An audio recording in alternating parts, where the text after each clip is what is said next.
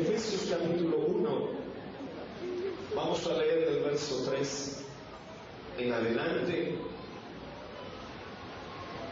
vamos a leer hasta el verso 6.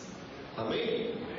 Dice así: bendito sea el Dios y Padre de nuestro Señor Jesucristo, que nos bendijo con toda bendición espiritual en los lugares celestiales en Cristo, según nos escogió en Él antes de la fundación del mundo, para que fuésemos santos y sin mancha delante de Él, en amor, habiéndonos predestinado para ser adoptados hijos suyos por medio de Jesucristo, según el puro afecto de su voluntad, para la alabanza de la gloria de su gracia, con la cual nos hizo aceptos en el amado.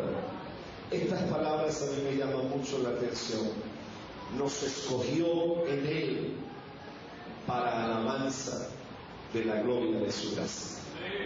Nos escogió en Él para la alabanza de la gloria de su gracia.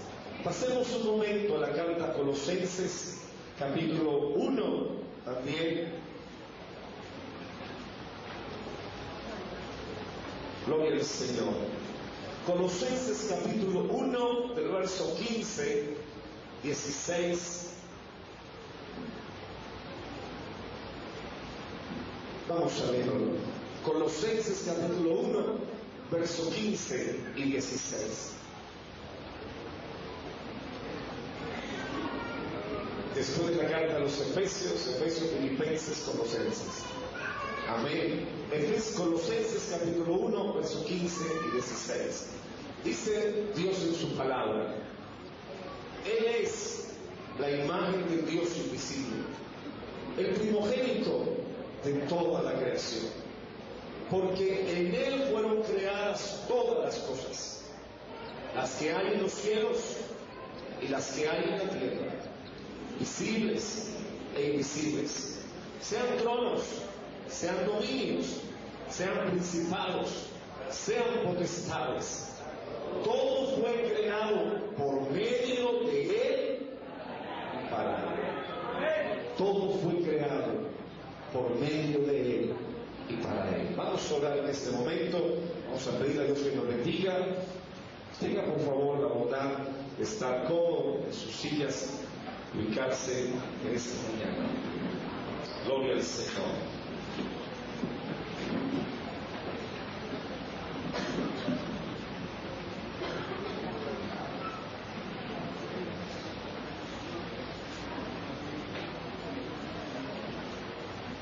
Un hermano en Colombia, Dios le dio la inspiración para componer una canción que expresa mucho lo que es el Evangelio. Y la canción dice algo así: porque todo es distinto, todo es distinto. Aquí se sube, bajando. ¿Qué más? Se baja, subiendo. ¿Cómo? Se vive muriendo. ¿Qué más? Se gana perdiendo. Aquí recibimos dando y ganamos perdiendo. Aquí todo es distinto. Tal vez de las cosas más complicadas para el mundo es entender las cosas espirituales. Amén. Para el mundo comprender lo que Dios ha pensado, lo que Dios ha diseñado, es muy complicado. La Biblia dice que no los pueden entender.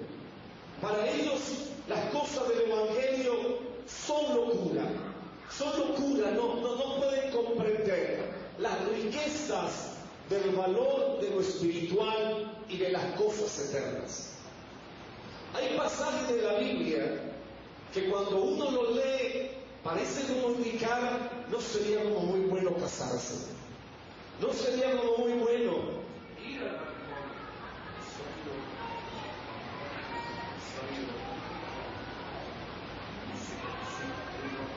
Sí, soy, gracias. Hay pasajes de la Biblia que a uno como que lo dejan así como como extraño, como raro con el matrimonio. Les voy a leer algunos. Primera carta a los Corintios, primera a los Corintios capítulo 7, verso 29 dice: los que tienen esposa deben vivir como si no la tuviesen. Suena como raro, ¿verdad? Los que tienen esposa deben de vivir como si no la tuviesen. En Lucas capítulo 14, verso 26 se nos dice: si quieren ser mi discípulos, dijo Jesús, debes aborrecer a los demás, a tu padre, a tu madre, a tu esposa, a tus hijos, a tus hermanos y hasta tus hermanas. Hay por algo más, dice, y hasta tu propia vida. De lo contrario, no pueden ser mi discípulos. Oiga, eso suena como raro. ¿Qué vamos a hacer? En el mismo libro de Lucas, capítulo 18, verso 29 al 30, dice: les aseguro que todo el que haya dejado casa, o esposa, o hermanos, o padres, o hijos, por causa del reino de Dios, recibirá mucho más en esta vida y tendrá la vida eterna en el mundo que vendrá. Ay, Señor, ¿qué vamos a hacer? ¿Cierto? Mateo capítulo 10, verso 36, nos da un versículo en el cual nos estremece, porque nos dice: y los enemigos del hombre serán los miembros de su propia casa. Casi que con esos versículos uno sale asustado. Mejor no me caso, mejor no me caso, mejor no me caso. ¿Cierto? Hay un pasaje que ese sí quisiera que abriera la Biblia y lo leyera, porque ese expresa esa expresión, casi que dice: mejor no nos casamos, mejor no nos metemos en ese problema. Mateo 19, vamos a leerlo.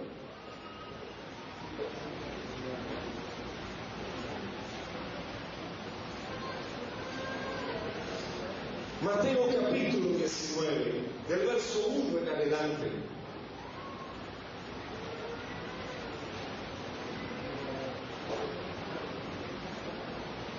Mateo 19, del verso 1 en adelante. Aconteció que cuando Jesús terminó estas palabras, se alejó de Galilea y fue a las regiones de Judea al otro lado del Jordán.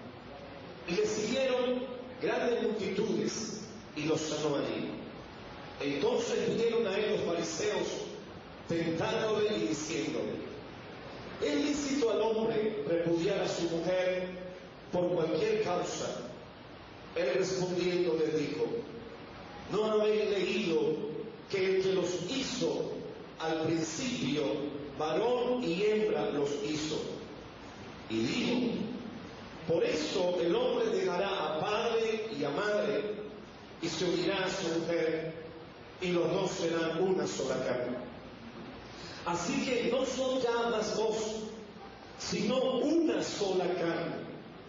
Por tanto, lo que Dios juntó, no lo separe el hombre. Le dijeron: ¿por qué pues Moisés manda dar carta de divorcio y repudiarlo? Él le dijo: por la dureza de vuestro corazón, Moisés os permitió, no mandó, repudiar a vuestras mujeres. Mas al principio no fue así. Y yo os digo que cualquiera que repudia a su mujer, salvo por causa de fornicación, y se casa con otra, adultera. Y el que se casa con la repudiada, adultera. Le dijeron, no los fariseos, le dijeron, no el pueblo, le dijeron, no los inconversos, le dijeron, ¿quiénes? Sus discípulos. ¡Qué tristeza! Si eso es así, le dijeron sus discípulos, si así es la condición del hombre con su mujer, no conviene casarse. Mejor no nos casamos. ¡Qué esperanza, verdad! No lo están diciendo los inconversos, no lo están diciendo lo estaban diciendo sus propios discípulos. Si no me puedo divorciar de la mujer, mejor no me caso. Yo creo que algunos como que piensan de la misma manera. Y si hoy dijéramos que esas palabras sonaron raras, sonaron extrañas, en ese tiempo, yo creo que suenan más raras en este tiempo todavía. Es doloroso cuando el Señor Jesús planteó lo que era el matrimonio. Cuando el Señor Jesús planteó el propósito de Dios con el matrimonio. Cuando el Señor Jesucristo marcó el matrimonio es un invento de Dios. Amén. No es un invento, como lo decíamos en días anteriores, ni de los sabios de este siglo, ni de los filósofos. No fue el invento de las mejores universidades de nuestra tierra. No fue el invento de unos cavernícolas promiscuos por allá metidos en una cueva en la época prehistórica. No, el matrimonio es el invento de Dios. Amén. Y si Dios lo inventó, entonces Dios tiene que decirnos para qué lo hizo y cómo debe de ser el matrimonio. Así que cuando el Señor empezó a hablar con los fariseos y los discípulos y el pueblo que estaba ahí reunidos, el Señor plantea el propósito del matrimonio, el cual es este. ¿No habéis leído que el que los hizo al principio, varón y hembra los creó, los hizo? Y les dijo: por eso el hombre dejará padre y madre y se unirá a su mujer y los dos serán una sola carne. Así que ya no son ya más dos, sino una sola carne. Por tanto, lo que Dios juntó, no lo separe el hombre. Aquí el Señor Jesucristo está recordando lo que Dios hizo al principio. Dios no creó dos hombres para que vivieran juntos y tuvieran relaciones sexuales. Dios no creó dos mujeres para que vivieran juntas y tuvieran relaciones sexuales. El que diseñó el matrimonio creó un hombre y una mujer para que se unieran en el matrimonio. Amén. Y los dos llegaron a ser una sola carne. A mí me llama la atención que el Señor no solamente deja ahí las palabras, sino que amplía el concepto. Y dice: por tanto ya no serán más dos, sino que se fundirán en uno solo. Amén, amén. Se fundirán en uno solo. Esa es la expresión de Dios. Ese es el plan de Dios. Se fundirán en uno solo. ¿Cuántos han tomado café con leche? Gracias a Dios. ¿Cierto? ¿Cuántos han tomado café solo? ¿Cuántos han tomado leche sola? Pero un día el café decidió casarse con la leche. Y se fundieron en uno solo. Por favor, sepárenlos después de que los tienes fundidos en uno solo.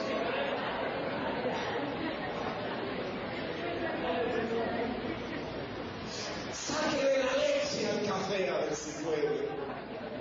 O sáquele el café a la leche a ver si puede. Por eso es que algunos dicen, y los declaro café con leche.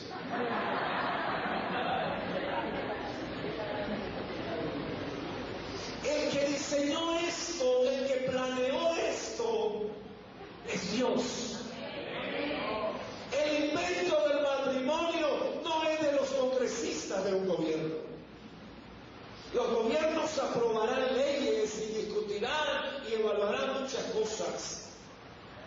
Pero el matrimonio es de Dios. Es el invento de Dios, es el que creó esto. Y yo quiero remarcar esas palabras, porque Colosenses nos dice, Él es la imagen del Dios invisible. Amén, amén. El primogénito de todo lo creado. Porque en Él fueron creadas todas las cosas, hasta el matrimonio. Y algo más, y todas las cosas, hasta el matrimonio, por Él subsisten. Por Él es que subsiste el matrimonio.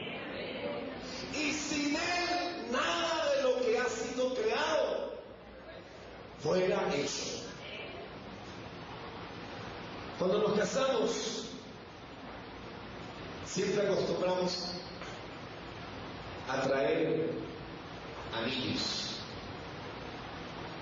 como una prenda, como una señal del pacto matrimonial. Amén. Cada uno de los que vienen trae un corazón lleno de amor, o por lo menos eso esperamos los pastores. Cada uno de los que vienen enamorados a reventarse. ¿Cierto?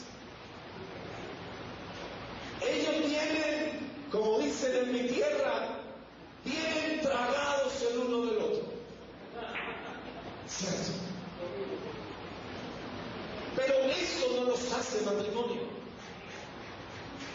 Los buenos deseos, los buenos anhelos, las buenas intenciones no los hace un matrimonio. Hay quienes dicen, eso de firmar un documento en la notaría o en el registro, eso no vale nada. Igual yo te amo. Igual yo te amo. Vamos a ver si nos sale corriendo cuando nos tenga 3 o 4 hijos correteando detrás de él.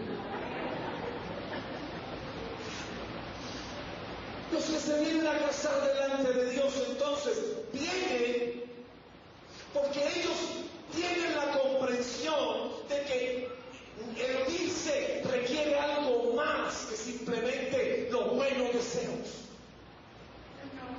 Requiere algo más que los buenos anhelos. Requiere algo más que buenas intenciones. Requiere algo más que apasionamiento. Requiere algo más que estar enamorados. Requiere un compromiso. ¿Cierto? Y por eso traemos anillos. Y yo no sé si usted ha notado que todo ministro de Jesucristo le pide a los contrayentes: ¿trae usted alguna prenda que simbolice y represente su compromiso de amor? ¿Y ellos qué hacen? Sí, pastor, aquí están las argollas de matrimonio. Y las argollas de matrimonio las colocamos ¿sobre qué? Sobre la palabra de Dios. Porque el que puede hacerlos uno, ese es Dios. El que puede fundirlos, derretirlos en uno, ese es Dios. Y así, permítame el ejemplo, así como cuando un rey va a ser, como cuando un aspirante a ser rey, va a ser coronado como rey, él puede ser el hijo del rey anterior, o puede haber ganado en batalla ese reino, pero a partir de qué momento él es rey? A partir del momento en que él es coronado. Antes no puede ejercer como rey. Los presidentes son elegidos por el voto popular, pero no pueden presidencia, sino hasta el día en que reciben la investidura de presidente. Antes solo son presidentes electos, pero no pueden ejercer la presidencia. O sea, ellos pudieran decir que se levante, qué sé yo, una ley, que se levante de pronto una norma y nadie le va a hacer caso, porque hasta ahora son presidentes electos. Solo hasta que reciban la investidura, solo hasta que el rey sea coronado, su palabra tiene poder. Así es el matrimonio. Solo hasta cuando los dos contrayentes vienen a la presencia de Dios para pedir del Dios que invitó al matrimonio la bendición del Dios eterno, para que Él los funda, lo derrita en uno solo. A partir de allí, Dios coloca el matrimonio en sus vidas. Ellos colocaron el amor, pero es Dios el que coloca el matrimonio. Es Dios el que pone el matrimonio en esas vidas. Así que el matrimonio es algo mucho más que buenos deseos y buenas aspiraciones. El matrimonio trae compromisos. El matrimonio trae deberes. El matrimonio trae responsabilidades. Amén. Por algo dicen, el matrimonio es ¿hasta cuándo? Hasta que el amor se acabe. Hasta que el dinero dure. Hasta que la belleza permanezca. ¿Hasta cuándo? Hasta que la muerte nos separe. ¿Cuántos tienen a su esposa ahí al lado? Mírala y dígale, te voy a amar hasta la muerte. Es que se lo digan eso. Te voy a amar hasta la muerte.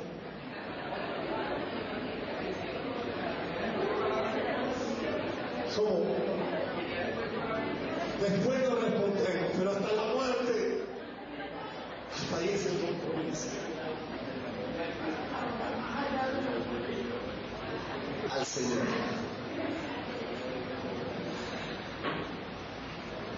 ¿Saben algo que es interesante? Dios inventó esto, no fueron los hombres. Génesis 1:26 dice que Dios creó al hombre a su imagen y semejanza, varón y hembra los creó.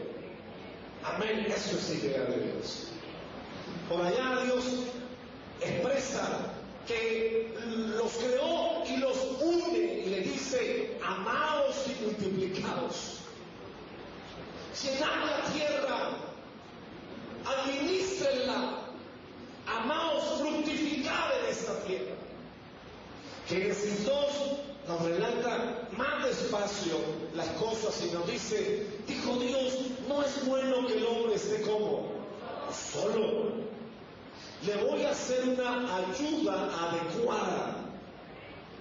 Fue Dios el que se compromete. Es Dios el que dice, le voy a hacer una ayuda acorde a sus necesidades. Amén. Eso es de Dios. Y entonces Dios llama al hombre y le dice, mira, te tengo un trabajito, colócale nombre a todos los animales de la tierra. ¿Qué tienen que ver los animales con la ayuda idónea? Era que Dios quería que el hombre se diera cuenta que no cualquier ser, que no cualquier creación es la ayuda idónea para él. ¿Cuántas especies de animales hay sobre la tierra? Miles, tal vez millones. Pero ninguna de esas especies era la ayuda adecuada para Adán. Así que después de que Adán termina cansado en un profundo sueño. Y Dios le hizo sentir a Adán, ninguna de las especies de la tierra es adecuada para ti. Si tú quieres algo adecuado para ti, lo tengo que sacar de ti mismo. Lo voy a tener que sacar de ti mismo. Así que Dios provoca un gran sueño. Lo anestesió, dice la ciencia moderna. Lo tuvo que haber privado para poder sacar la costilla. Lo anestesió y lo hizo caer en un profundo sueño. Y de ese momento Dios saca una costilla del hombre y forma a la mujer. Y permítanme, ¿saben por qué el día de la boda el que desfila con la novia es el padre? ¿Saben por qué? Porque ese día en el huerto del Edén, el que desfiló con la novia era el papá, nuestro Padre Celestial. Él trajo en el desfile de matrimonio, trajo a la novia. ¿Quién la formó? Él. ¿Quién la preparó? Él. ¿Quién hizo todo lo necesario para que ella estuviera lista para ese novio, para Adán? Dios. Y la trae y se la entrega. Ese fue el primer desfile de matrimonio que hubo en toda la historia de la humanidad. Y la trajo Dios y se la presenta a Adán. Por eso el matrimonio no es invento de los hombres, es invento de Dios. A través de ese momento, cada padre de familia nos toca que preparar y formar a nuestras hijas y un día tener que entregarlas voluntariamente. Nos toca que entregarlas. A otro que no ha hecho nada por ellas, no ha hecho nada. Pero nos toca que entregarlas, porque Él lo inventó así. Amén. Cuando Adán la ve, dice: esto es hueso de mis huesos y carne de mi carne. Será llamada como yo, varón, porque del varón fue tomada. Y entonces Dios da las palabras más lindas. Dios consagra ese matrimonio con la siguiente expresión: por tanto dejará el hombre a su padre y a su madre, se unirá a su mujer. Esto significa: acéptela como ella es. No le ponga peros. A caballo regalado no se le diga conmigo.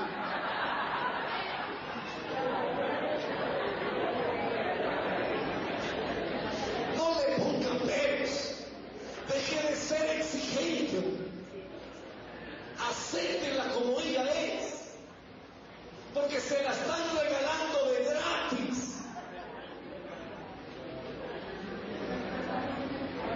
Dios no la trajo y nos dijo: aquí te la tengo. Así que, por tanto, deja a tu padre, deja a tu madre y únete a ella. Y fúndete en uno solo. Eso hoy en día parece una locura. La gente se casa por la boda, por la luna de miel, por el hotel, por la comida, por todo eso bonito, la foto, el recuerdo.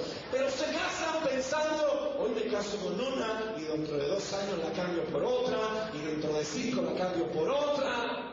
Y a los 40 pues cambio una de 40 por 2 de 20.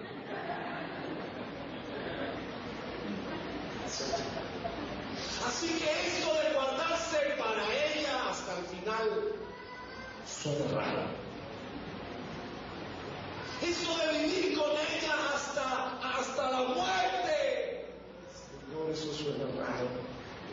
Si les sonaba raro a los discípulos hace 2000 años, ¿cierto? A los discípulos les sonaba raro. Señor, si tengo que vivir con la misma para siempre, mejor conviene no casarse. Pero el que diseñó esto, dijo, el objetivo es hasta la muerte. ¿Y por qué? ¿Por qué el objetivo? ¿Por qué el que diseñó esto no nos dio plazo y nos dijo, miren marido, cada 5 años la pueden cambiar? ¿Por qué el que diseñó esto no dijo, bueno, cada 10 años la puede cambiar? Seamos un poco más elásticos. ¿Por qué el que diseñó esto no dijo, bueno, a los 20 años te jubilas, te pensionas y la cambias por otro? El que diseñó esto dijo, hasta la muerte. El que planeó esto dijo, tienes que ir con ella hasta la muerte. Así que esto va mucho más allá del romanticismo. Esto va mucho más allá del enamoramiento, va mucho más allá de la atracción sexual. Esto va más allá, esto va hasta la muerte. Lo que Dios quiso decir y lo que Dios planeó con esto del matrimonio es que entendiéramos que cuando nos casamos tenemos que proyectarnos ahí con este matrimonio hasta el final. ¿Y por qué? ¿Por qué a él se le metió eso en la cabeza? ¿Por qué a Dios se le metió esto en la cabeza? Carta a los Efesios, capítulo 5. Carta a los Efesios, capítulo 5.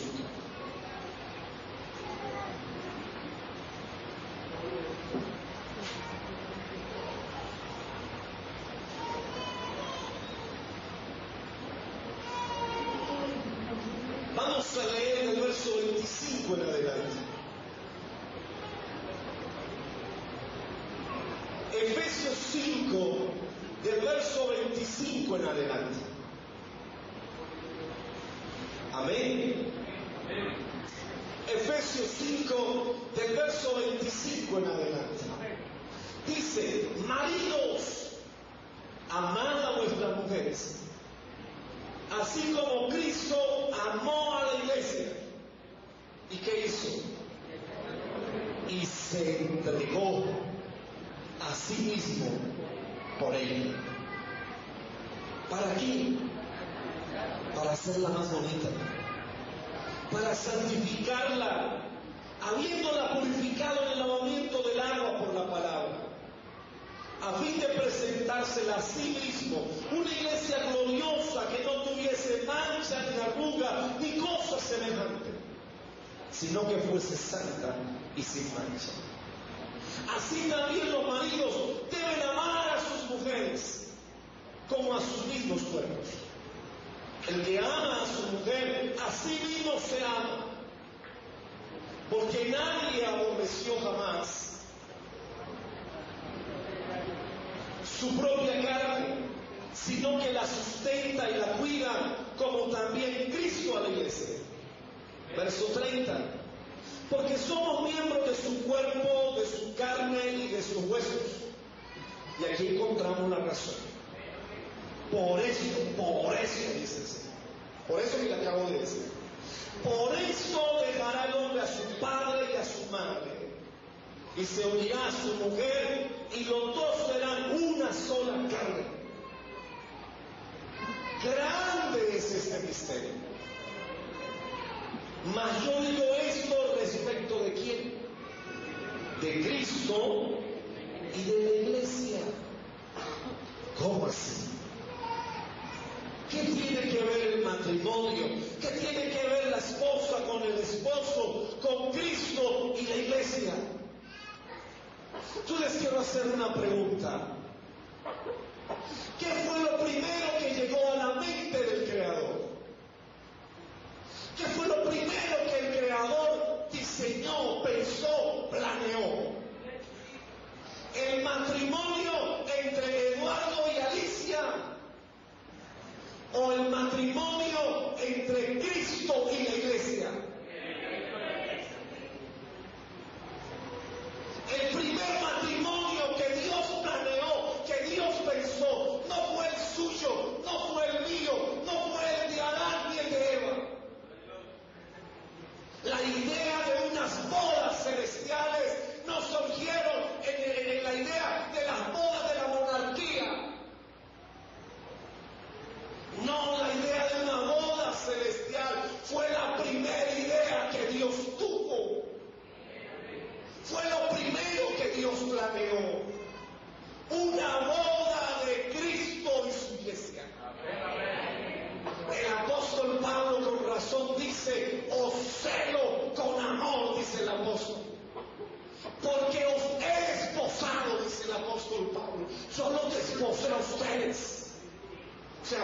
solo nos ganó y nos desposó ¿con quién?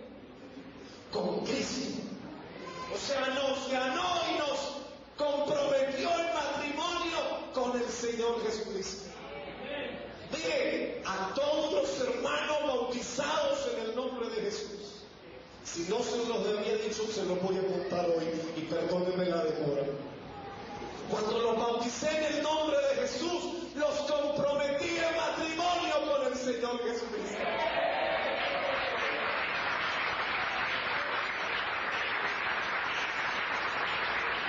Ese día los comprometí. Usted está comprometido con el Señor Jesucristo.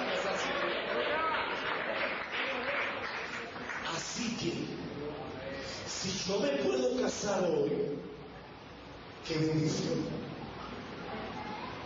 Pero ese matrimonio que yo construí, o que Dios me dio, es un ejemplo, un modelo del matrimonio celestial. Amén. Así que si mi matrimonio es un modelo de lo que van a ser las bodas del Cordero, ¿con cuántas me voy a casar yo?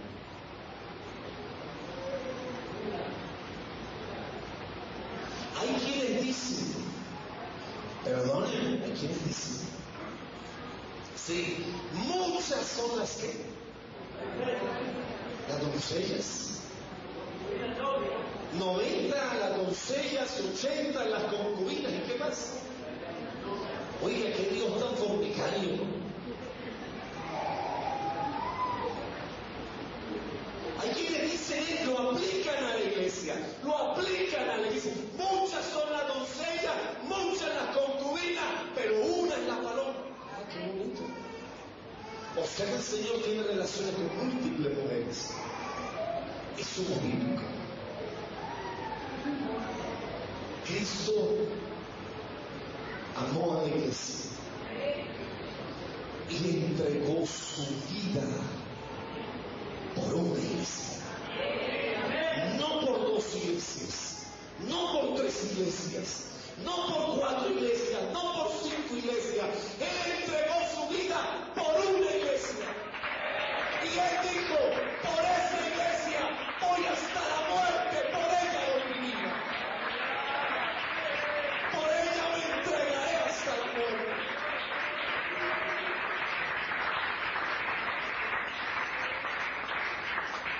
Ahora diré algo más y termino con esto porque ya tengo su nombre. Así que si mi matrimonio en esta tierra, es un ejemplo, es un modelo, es un tipo de las bodas celestiales, ¿cierto? Entonces mi matrimonio, más que para el deleite mío personal con mi esposa, gracias a Dios que cada hogar lo disfrute y sea feliz y se deleite con su esposa. Pero más que para eso, mi hogar, mi matrimonio, debe de ser para la gloria de Él. Debe ser.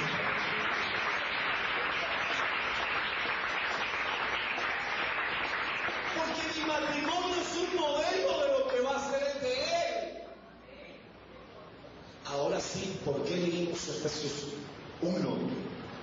¿Y por qué leímos Colosenses 1? Porque la Biblia dice que Dios nos salvó, nos escogió, nos santificó, nos formó. ¿Para qué? Para la alabanza de su gloria. Adicionalmente dice, porque en Él fueron creadas todas las cosas, y todas las cosas por Él subsisten, y todas las cosas por Él fueron creadas, y para Él fueron creadas. Amén, amén. Así que su matrimonio, aunque usted haya decidido porque se enamoró de ella, y porque dijo, yo sin ella no puedo vivir, así que mejor me caso con ella, ¿sí? Y Dios lo bendiga, ame a su esposa y quiera a su familia, pero su matrimonio tiene un gran compromiso, y el vino también. Hoy nos reíamos con mi esposa por algo que estaba leyendo. Un hombre escribió un libro sobre el matrimonio a los 40 años. Y en la nota que decía él, dice, no lo escribí a los 10 porque me sentía todavía muy tembleque. No lo escribí a los 20 porque aunque ya llevaba 20, no estaba seguro. No lo escribí a los 30 años de casado, porque aunque llevaba 30 años de casado, dije, todavía no tengo toda la experiencia. Así que cuando cumplí los 40 años de casado, luego dijo, ahora sí me voy a atrever a escribirlo. Y cuando empieza a escribirlo, coloca estas palabras que fueron las que me llamaron la atención, las que me causaron como gracia, porque él expresa y dice, si alguno cree estar firme, mire y no caiga. O sea, llevo 40 años de casado y voy a escribir un libro sobre el matrimonio, pero todavía el que crea estar firme, mire y no caiga. O sea, esto lo tengo que cuidar con mucho cuidado, porque esto, más que para mi satisfacción personal, es para la gloria de Dios. Voy a invitarles que estemos en pie en este momento. Vamos a orar. Su matrimonio, qué lindo. ¿Cuántos se sienten felices con el matrimonio que tienen? Amén. ¿Cuántos serían capaces de mirar a su esposa hoy y decirle, si tuviera la oportunidad de retroceder los años, si tuviera la oportunidad de volver a estar soltero,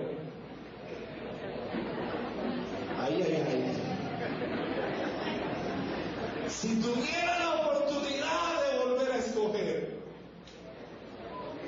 hay poder.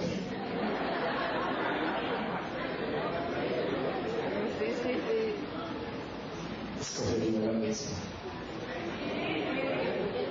Escogería la misma. Usted que la tiene al lado, usted que la tiene al lado, y cada esposa que tenga a su esposo al lado, ¿hasta cuándo va a caminar con él? ¿Hasta cuándo va a caminar con él? ¿Hasta cuándo? Cristo amó a la iglesia y se entregó a sí mismo. ¿Será que en esta mañana usted le pudiera decir, me entrego por segunda vez a ti? Aunque estamos viejos, aunque tenemos canas, aunque tenemos gorditos, y ya no pata de gallina sino de avestruz, pero contigo hasta la muerte. Vamos a orar en esta mañana. Vamos a pedirle a Dios que Dios permita, y dígale en este momento, Señor, que mi matrimonio sea tanto de mí. Que mi matrimonio.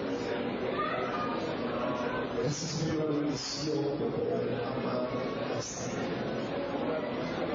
la bendición de poderla mirar de todos estos años. Por los hermosos momentos que hemos vivido y por los difíciles momentos que hemos pasado. Pero gracias. Gracias porque nos has ayudado hasta este día. Gracias porque nos has dado las fuerzas para llegar hasta este día. Y hoy te digo, y le digo a ella, que quiero continuar con ella hasta que quiero estar con ella hasta el fin. Ayúdanos, amado Señor Dios, a llegar hasta el final, a la meta. Ayúdanos para poder ser ese matrimonio que sea un ejemplo, que sea un modelo para la vida de tantas personas que nos miran, que nos observan, para ser un modelo de tantas personas que dudan si casarse o no casarse, pero que ellos puedan ver en nosotros un modelo que nos inspire a decir, si ellos lo han podido hacer, también nosotros lo podemos hacer. Que cada hogar, que cada matrimonio, Señor, seamos un modelo para otros.